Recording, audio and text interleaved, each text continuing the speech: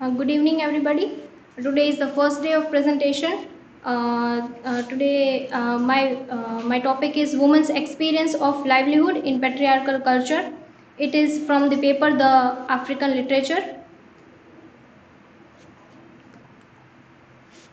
Here is some brief introduction about the author. Florence Onwuchi Mcheta was a Nigerian-born novelist based in UK. She had also wrote plays and an autobiography, and as well as books on works on children. Some brief introduction about the story is Nyoigo. She was a prisoner imprisoned by her love for children, imprisoned by her role as the senior wife, and she was not even expected to demand more money from her family. That was considered to below the standard expected of a woman in her position. It was not fair, and the way men cleverly used a woman's sense of responsibility to actually enslave her.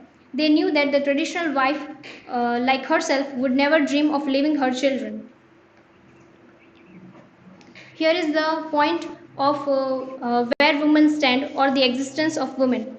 Despite numerous campaigns and popular slogans over the years, the fondness for sons remains strong among the Indian parents. Many of them continue to see boys as an investment and girls as a liability.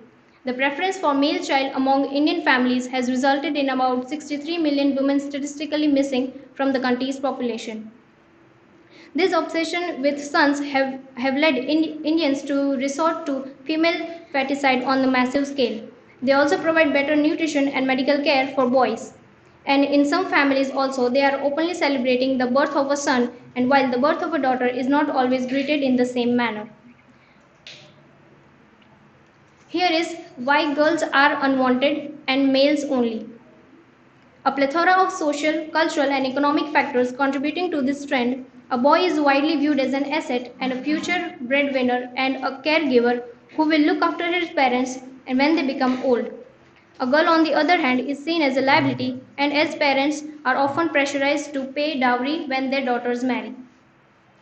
Also, in Indian patriarchal society, it is considered that pious obligation of a son to take care of his parents, but no such expectation is placed upon a daughter. After marriage, a daughter is usually regarded as a part of her husband's household and is generally expected to take care of her in-laws, but not her parents. Here is a quote from a demographic expert, S. Rajan. The economic here is pretty straightforward. It is the culture that's to be blamed. The system as it stands today rewards the birth of a son while penalizing the birth of a daughter. This all situation is regarding the importance of girls and the importance of not giving the place where male stand, where son have given the priority and not given to the girl child. Here, what happens that the government's campaigns always smacks of sexism and patriarchy. Some states like Haryana, which fed themselves on politically inspired slogans like Beti Bachao, Beti Padhao, need to think twice because they are doing opposite what they are saying, especially when the girl is covered in a veil. It is not a sign of subjugation and oppression. Here is a documentary film by Ivan Gravis, and the title of this is "It's a Girl: The Three Deadliest Words in the World." It is based on how humans are treating the girl child and giving importance to them and not to the girl child. The United Nations has estimated that up to 200 million females are missing today, and most of whom would have lived in India and China. Here is a live example of woman who had treated a vicious thing, and still we can see in the picture that she is saying the thing and smiling. This woman is not unusual in her village.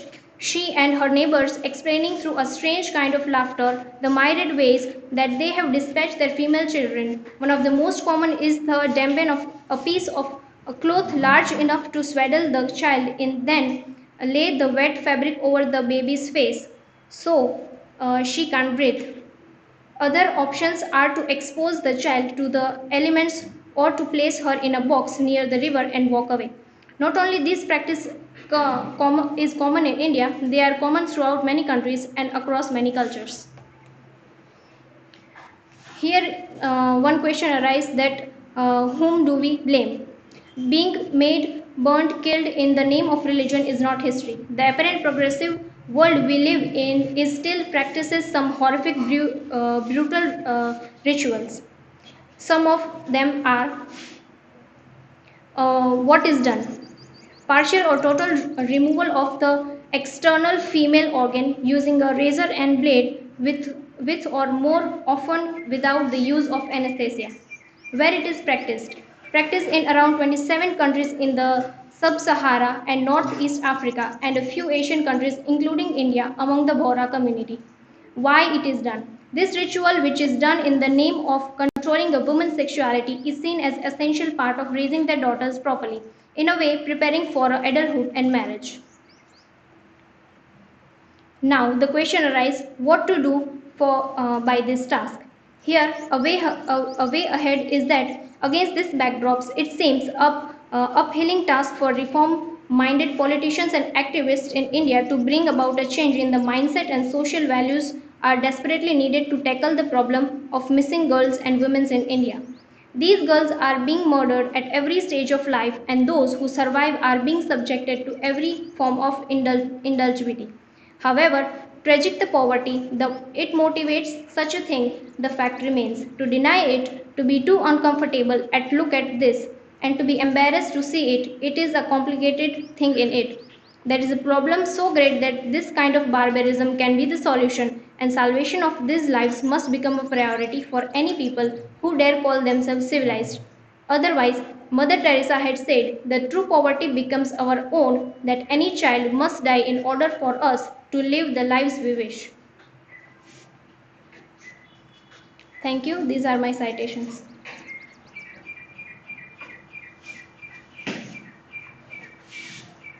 Questions?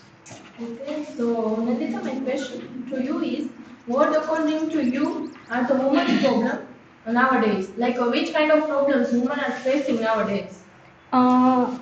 As according to my view, women are facing problems because they know that they are not available or making available of their own priority or not feeling what they are able to do. They are not able to convey their feelings or their ability, or they are way more conferring themselves. They are not treating themselves as a more priority. There are way more ahead to conclude this thing because they are not that much of sufficient to have education to go out and earn money. This was. The question is, what according to you is the women's situation in the past and present?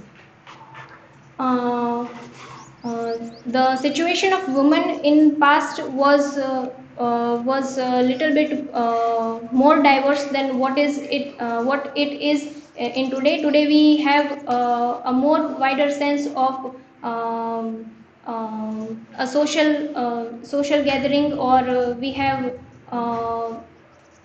more type of influential things. We have like authors, we have politicians who are women, we are ministers, we have ministers who are women. So all this type of things can lead other women who are suppressing their feelings or their talent.